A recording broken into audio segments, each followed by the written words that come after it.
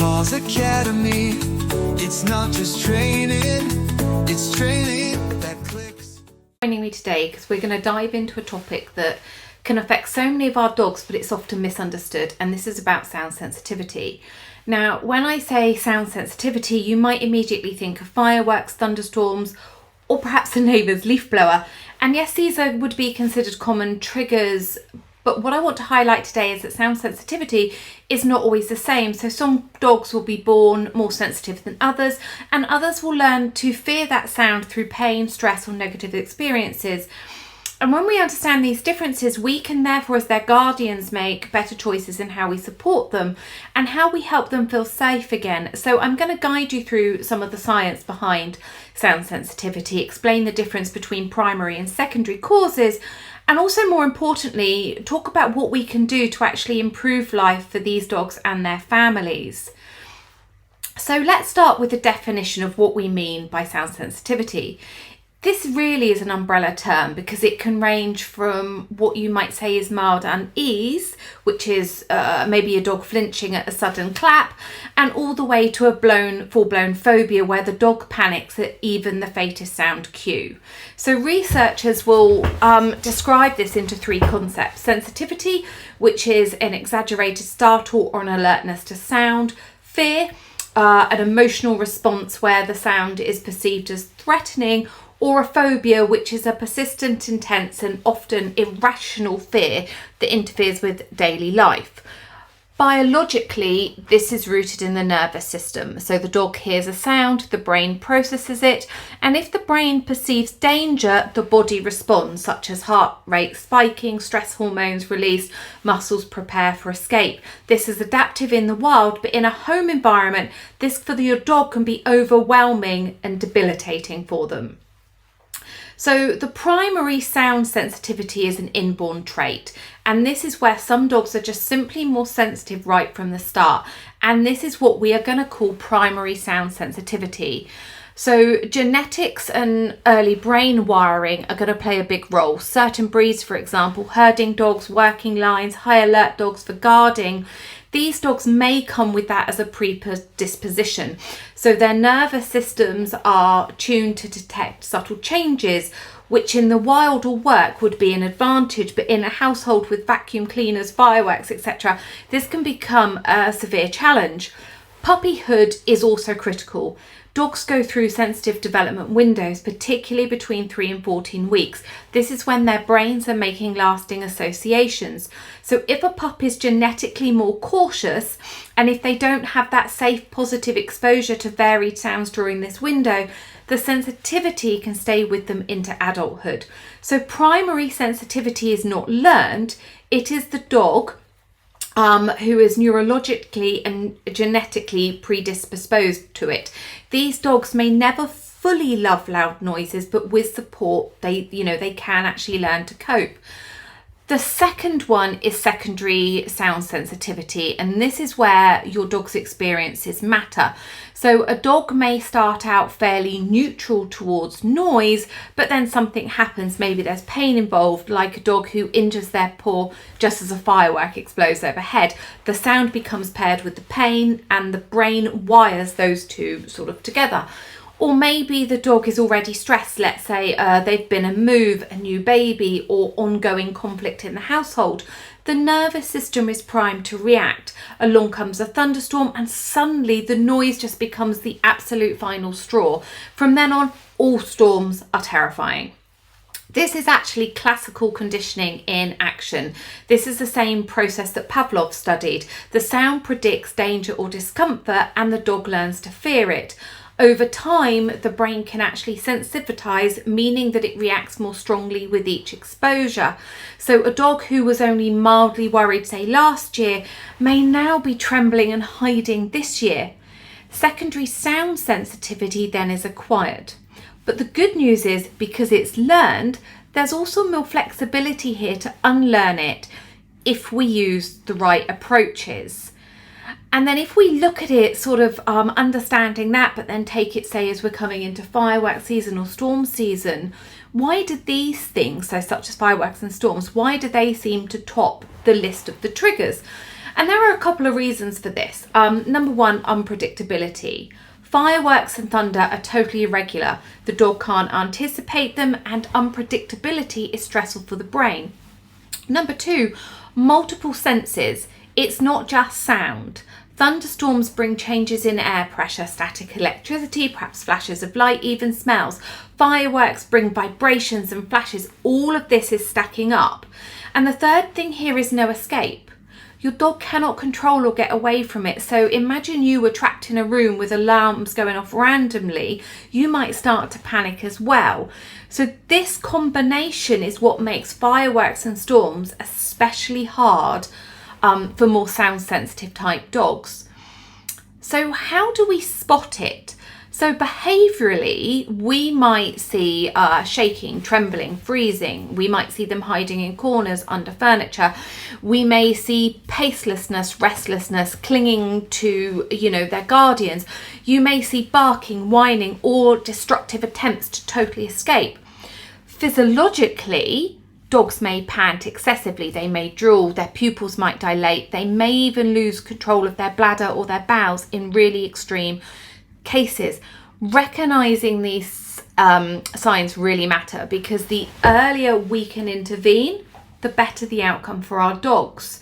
So if I just pause there to say, we also need to look at what's briefly happening in the brain. So the brain's alarm system, if you will, plays a central role. When it detects, say, this potential threat, it activates some of the axes which flood the body with stress hormones like cortisol and adrenaline. This is preparing your dog for fight, flight, or freeze, 3 Fs. So the dog's heart rate is going to climb, blood is redirected to their muscles, and their senses sharpen. If the threat passes and the dog starts to feel safe again, the dog system will reset. But if they're going through chronic fear, the system stays activated, and this can have lasting health effects, so weakening the immune system, affecting digestion, and even changing sleep patterns. This is why supporting sound sensitive dogs isn't just about really their comfort, it's overall about their long-term health and welfare. So how can we make our dogs feel safe again? And this is a question, I get asked a lot, and there really isn't no one size fits all. But what I can do is group into 4 key areas. The first one being environmental management. So we can create safe spaces, a quiet room, crate with blankets, basements, if you've got one, with less sound exposure. We can use soundproofing, curtains. We can put white noise on to mask sudden sounds. We can have the TV playing, all of those types of things. And we can also plan ahead. So if it's fireworks seasons, we can keep the windows closed. We can play calming background in the music. Calming background for music. So that's number one. Number 2 is our training approach. We can do systematic desensitization. So this is where we expose the dog gradually to recorded sounds at very low volumes, paired with positive experiences. So then we slowly increase the volume when our dog stays relaxed. We can use counter conditioning. So we spoke about counter conditioning earlier on, but in this instance, we can pair the scary sound with something the dog loves. So high value food, play, affection, and over time that sound is starting to predict good things instead of bad things. Now, all of these methods are going to require patience and consistency. It's not something that you're going to flip a switch and it's done overnight, but they are going to change our dog's emotional response. Number 3, we can use enrichment and predictability. So a dog with plenty of physical exercise and mental stimulation is generally more resilient. Predictable routines reduce overall stress loads, and they therefore make sound events easier for our dogs to cope with. And the final one is sort of veterinary or professional support, because in severe cases, medication may be appropriate. And we shouldn't just, discount this, because short-acting anti-anxiety drugs or long-term support can give the dog enough relief to actually engage and get through these events. And you can also combine this or a number of those with working with veterinary behaviourist certified trainers like we are at Paws Academy to ensure that any interventions are humane and effective, and then have a very bespoke plan for you and your dog. And one of the most important things that I think is so forgotten through all of this is the guardian or the owner's role, because we need to remember that the dogs take cues from us. So if we stay calm, if we provide reassurance and we avoid punishing them, which we ought to do all the time anyway, we're going to help them build trust. Patience and empathy are essential here. And in a number of cases, the owners are getting tense because they know it's fireworks, say at 7 o'clock that evening. And we as, that our guardian, we're starting to worry ourselves, and our dogs are already picking up on that. So it's really key. Our role as the owner or the guardian is to stay calm and provide that reassurance. So I think what I might do next actually is give you a couple of sort of case examples, 2 different scenarios. The first one is more on primary sensitivity. So this is the dog that's born with it, it's not learned. And this is a border collie puppy who was naturally skittish with loud sounds. And a lot, I have collies and a lot of them are, but this family, we worked together so they could provide gentle exposure, safe spaces, and they did some supportive training. Now, their dog will never love a thunderstorm, but what they have done is learnt to retreat calmly to a safe den without panic. And for that particular dog in this instance, that's probably as good as it's going to get, because this is a born behaviour. But it is so much better than it was to start with.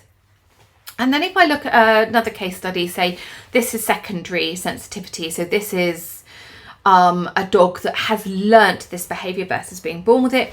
And this was a lovely Labrador who was started off neutral towards storms, but got really frightened after a traumatic event, which unfortunately, excuse me, there was a thunderstorm, he was outside and lightning went off. Now, it didn't hit him, but it was enough to totally freak him out going outside. So and you can understand this from his perspective, storms were then triggering panicking. So with the lab, we did a lot of counter conditioning. We did safe indoor spaces to start him off before the storms, and we actually started him off with a low dose of medication through the storms to help him relearn that storms are not life-threatening. And then as he's gone on, the medication is no longer needed, and he's learning and he can work through and stay calm now when things are, there's thunder overhead. Again, this isn't something that was like that and overnight. It took time, but both families were working with us collaboratively to make the dog's life easier for both of them. And as you can see from that, both of those dogs needed slightly different approaches, but the common thread to all of this is actually understanding the root cause and the trigger. So to sort of summarise and conclude, I guess, for today's podcast and bring this together, sound sensitivity in dogs is not all the same. Some dogs are born with heightened sensitivity, which is primary sensitivity, and other dogs develop it through painful or stressful experiences, known as secondary sensitivity. And because these origins differ, our approaches must be tailored to them. But what unites all of these dogs, and I think this is absolutely key, is they are not being naughty, they are not being dramatic, and they are not being stubborn. What they are is experiencing real fear driven by their biology and experiences. And as their caretakers, we do have the power to help them. Through science-backed methods, managing the environment, using desensitization and counter conditioning, we can support their health and provide safety. We can guide them towards calmer, more secure lives. Our dogs give us their trust, and in return, it's our responsibility to understand them, to meet them where they are, and to help them feel safe again. So that's it for today, but thank you so much for listening in to this episode of Barks to Basics. At Paws Academy, it's not just training, it's training that